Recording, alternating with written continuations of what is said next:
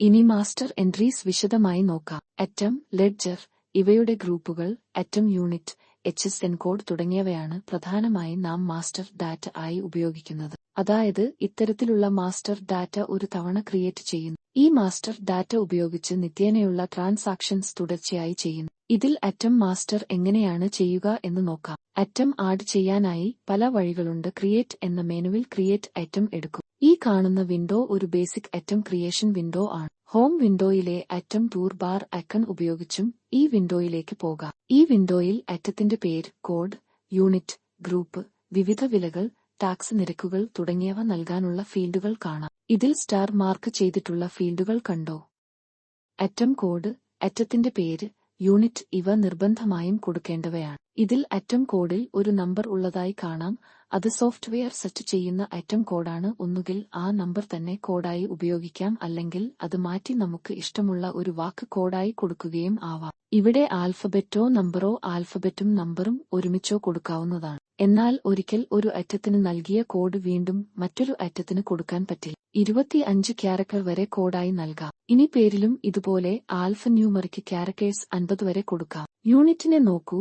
ഇവിടെ നമുക്ക് ടൈപ്പ് ചെയ്യാൻ കഴിയില്ല. ക്ലിക്ക് ചെയ്യുമ്പോൾ വരുന്ന ഡ്രോപ്പ് ഡൗൺ ലിസ്റ്റിൽ നിന്നും സെലക്ട് ചെയ്യാനേ കഴിയൂ. ഇനി ഇതിൽ ഇല്ലാത്ത ഒരു യൂണിറ്റാണ് നമുക്ക് വേണ്ടെങ്കിൽ അവിടെ F10 എന്ന ഫംഗ്ഷണൽ കീ അമർത്തുക.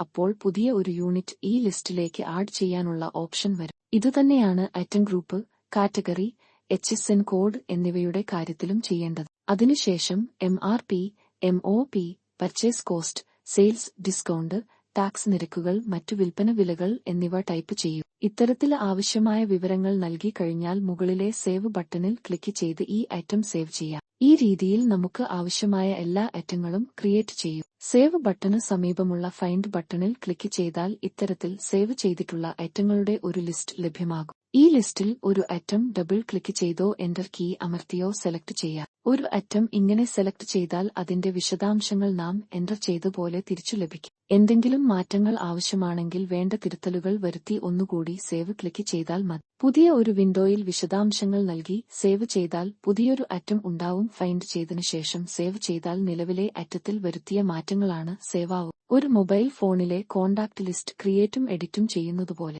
ഒരു ഐറ്റം ഇനി ആവശ്യമില്ലെങ്കിൽ ആ ഐറ്റം ഫൈൻഡ് ചെയ്തതിനു ശേഷം ഡിലീറ്റ് ബട്ടണിൽ ക്ലിക്ക് ചെയ്താൽ മതി. 2 തവണ ഉറപ്പാക്കിയതിനു ശേഷം ആ ഐറ്റം എന്നേക്കുമായി റിമൂവ് ആകും. ഇത് ഒരു ബേസിക് ഐറ്റം ആണെന്ന് പറഞ്ഞല്ലോ.